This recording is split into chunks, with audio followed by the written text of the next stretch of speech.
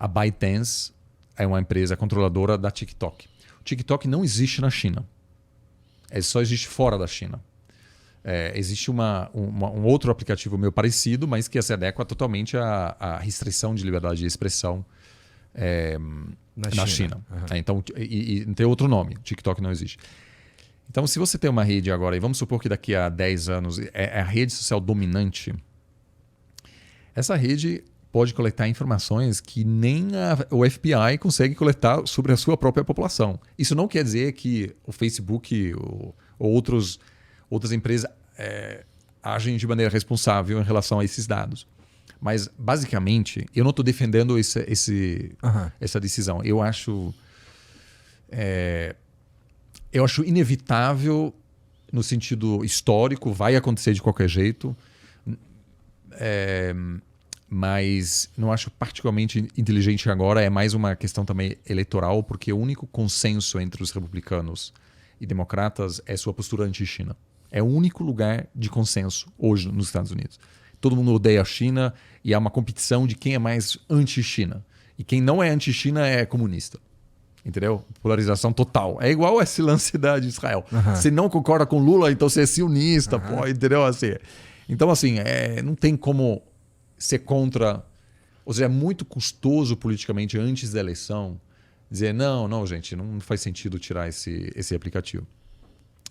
Mas então, basicamente, os Estados Unidos dizem, olha, é perigoso a gente ter uma rede social que, teoricamente, pode ser obrigada pelo governo comunista a passar informações, né?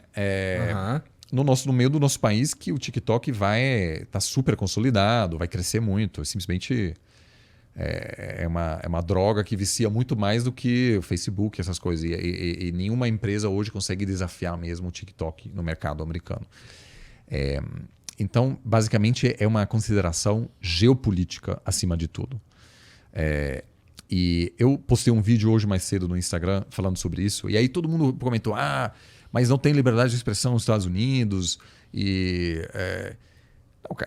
Não é sobre isso, né? Geopolítica... Agora, essa coisa... Esse é um comentário típico dos anos 90 ou 2000, quando realmente havia uma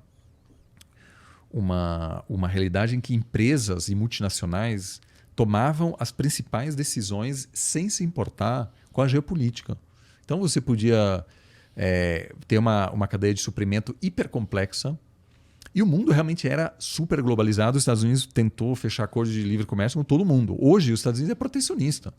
O Biden acaba de aprovar um negócio de bilhões e bilhões para produzir semicondutores nos Estados Unidos, para depender menos da China. Eu acompanho muitas empresas brasileiras aqui para prestar assessoria geopolítica e uma empresa brasileira, por exemplo, fornece insumos para a Tesla.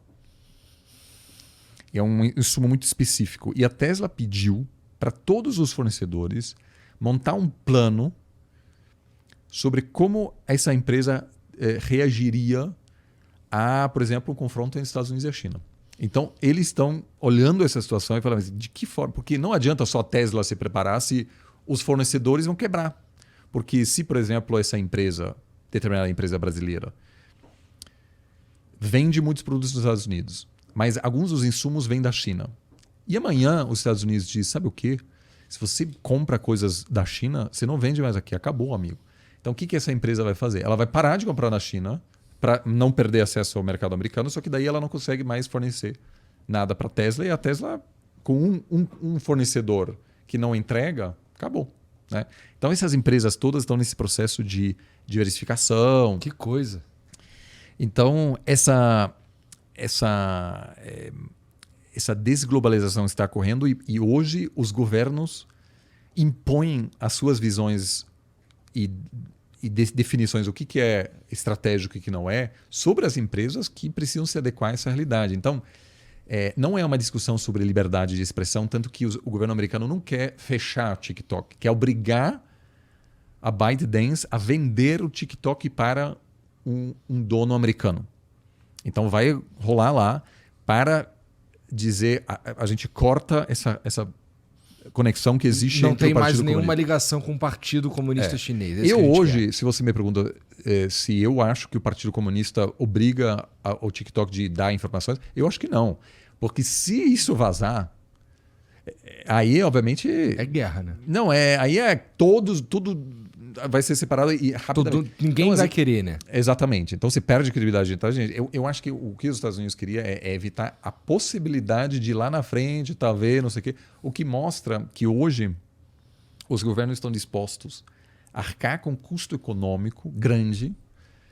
Por quê? Porque investidor chinês agora pensa duas vezes na hora de fazer um investimento nos Estados Unidos. Porque amanhã você é obrigado a vender esse negócio e tal. Então é ruim para a economia.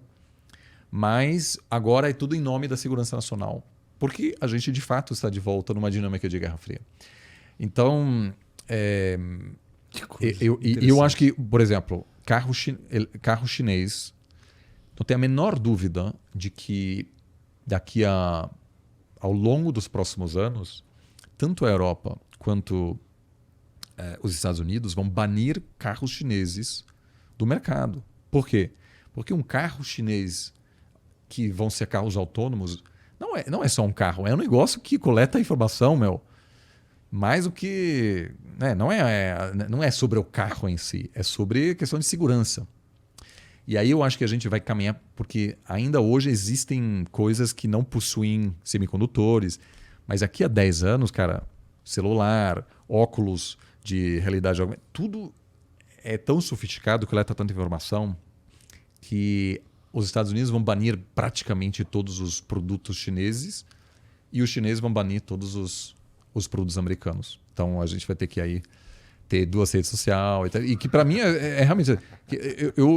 Eu atuo eu acompanho o debate chinês, etc. Então a gente vai ter duas presenças aí nesses dois mundos. Que interessante. Separados, É um mundo esquisito esse que a gente está caminhando aí. Mas o Brasil está ótimo. O Brasil está ótimo, que eu veja. Bolsonaro e Lula. Polarização total. Mas nesse quesito, multialinhamento, não alinhamento, então eu penso igual, entendeu? Então, o Bolsonaro fala mal da China, etc. Mas olha o que aconteceu.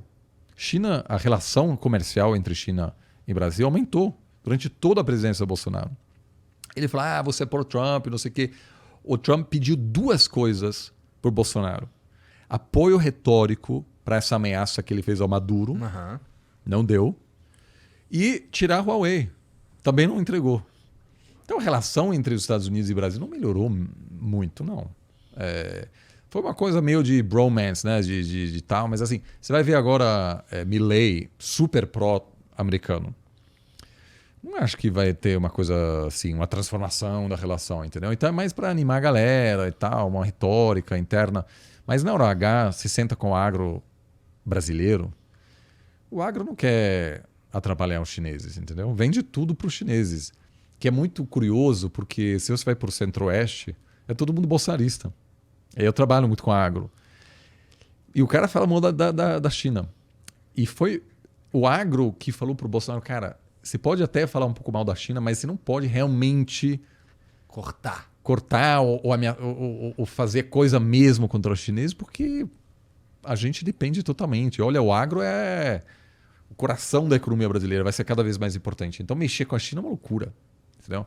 Então eu acho que assim, eu acho que Índia e o Brasil são países super bem posicionados nesse cenário global. Que bom. Quer dizer... Quando eu digo, olha, a gente vai se beneficiar muito dessa situação, eu não estou feliz com essa situação. Porque a minha vida, por exemplo, foi muito marcada por essa ausência de tensões. Então, quando eu tinha 20, cara, eu viajava pelo mundo, assim, não havia nada de... Hoje, por exemplo, é muito difícil eu viajar para a Rússia. Porque daí eu depois viajar para a Ucrânia é complicado. Eu, por exemplo, por muitos anos tinha... Esse é um caso excepcional. Eu tinha que ter 2 passaportes, porque eu viajava para Israel e Irã. E os iranianos não queriam que você tivesse carimbo de Israel. Então tinha que... Eram coisas muito pontuais. Mas hoje a gente está caminhando para um mundo em que talvez você tem um passaporte para um bloco e outro passaporte para outro bloco, entendeu? E daí é mais complicado mesmo. E para empresas, por exemplo, é foda porque a Google, todas essas empresas podiam contratar engenheiro, os melhores engenheiros do mundo, independentemente da nacionalidade. Isso foi a realidade das últimas décadas, entendeu? Que não é o mais. melhor cara é russo. Aham. E o outro cara lá é americano, chinês, ucraniano, não sei o quê. Eu vou juntar todo mundo e a gente vai desenvolver um super produto. Hoje esquece. Tanto que os Estados Unidos criou agora uma regra de que se você tem cidadania chinesa e americana e você trabalha na área de semicondutores de última geração, você perde a sua cidadania americana e seu green card americano. Então as empresas chinesas perderam um monte de quadro porque os caras não queriam abrir mão do green card. Né? Então, assim, a gente está vendo aí uma separação que é muito preocupante. E aí vem a questão de um conflito lá na frente que aí essas relações sociais, né, do russo e do americano que se fizeram amizade na bebedeira, esses pontos de encontro, eles só vão existir onde? Na Índia, no Brasil. Porque na Índia, nesse hotel onde aconteceu essa conferência, tinha americano falando com russo, né? Meio que nos bastidores e tal, que não dá para fazer nos Estados Unidos. Tanto que tinha americano de esquerda e de direita que publicamente não podem dialogar, que aproveitaram dessa conferência para... Que coisa. O mundo tá esquisito mesmo. Mas enfim...